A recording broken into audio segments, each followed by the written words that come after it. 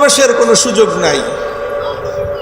মনে রাখো, এই কথা যদি তোমরা পরিবর্তন না করো, এই কথা যদি পরিবর্তন না করো, আগামী দিনে বাংলাদেশ তোমাদের ব্যাপারে একই সিদ্ধান্ত নেবে। মনে রেখো, ইসলামের বিজয়ের এক বাতাস প্রবাহিত হয়েছে।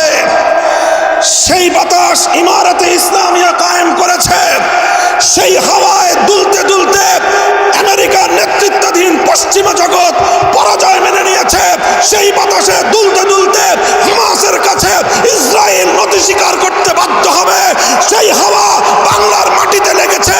ইনশাআল্লাহ ইসলাম বাংলাদেশের ক্ষমতা দখল করবে।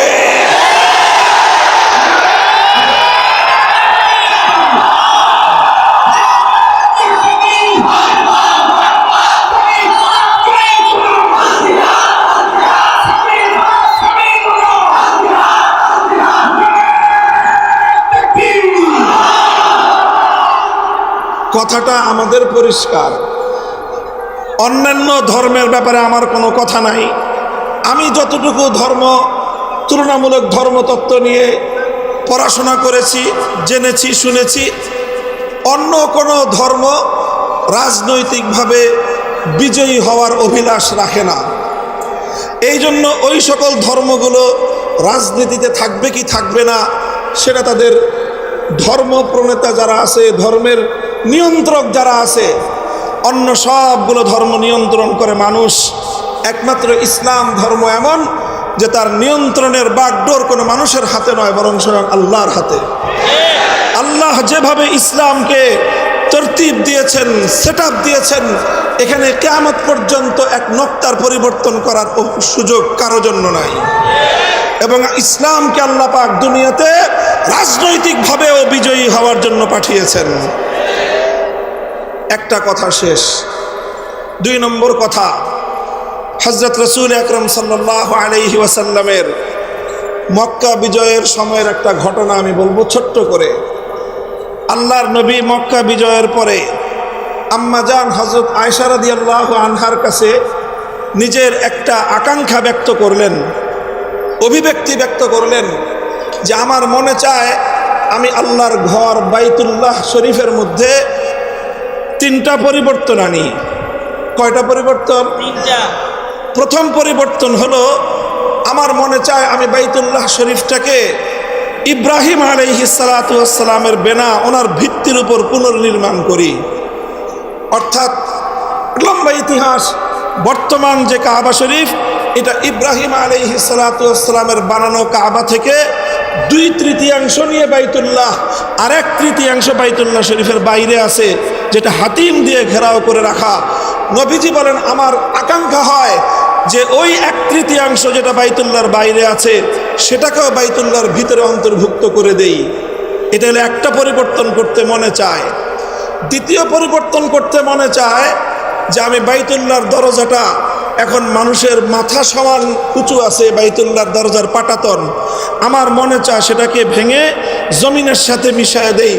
যেমন অন্যান্য ঘরের দরজা, মসজিদের দরজা যেরকম থাকে ফ্লোর বরাবর, আমার মনে চায় বাইতুল্লাহর সেই দরজাটা নিচু করে ফ্লোর বরাবর করে দেই। 2 নম্বর। 3 নম্বর, মনে চায় আমি আরেকটা পরিবর্তন করি। এখন বাইতুল্লাহ শরীফের শুধুমাত্র একটা দরজা আছে, সেটা হলো পূর্ব দক্ষিণ কর্নারে।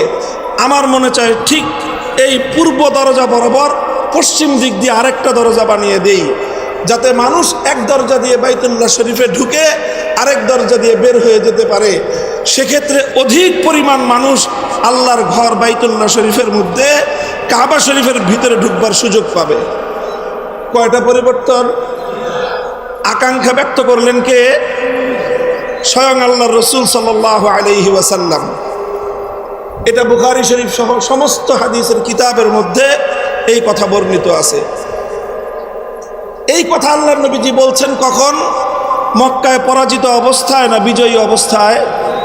যখন মক্কা মদিনার পরিপূর্ণ নিয়ন্ত্রণ ক্ষমতা আল্লাহর নবীর হাতে। স্বাভাবিকভাবেই প্রশ্ন জাগত যে হুজুর, এখন আপনি যা চাইবেন সেটাই তো হবে।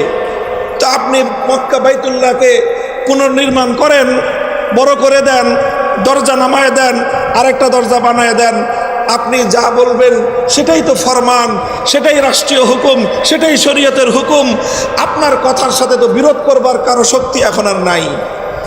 আল্লাহর নবী বললেন যে এটা যদি আমি এখন করি তাহলে কিছু সাধারণ মানুষের মধ্যে যাদের বুঝ কম, যাদের জ্ঞান কম, যাদের ইলম কম, যারা নতুন নতুন মুসলমান হয়েছে, ইসলামের প্রতি এখনো তাদের পরিপূর্ণ আস্থা বিশ্বাস তৈরি হয়নি, তারা বিভ্রান্তিতে পড়বে। এই জন্য এই কাজগুলো আমি করতেছি না। ইমাম বুখারী রহমতুল্লাহ আলাইহি এই হাদিসকে সামনে রেখে একটা অধ্যায় স্থাপন করেছে,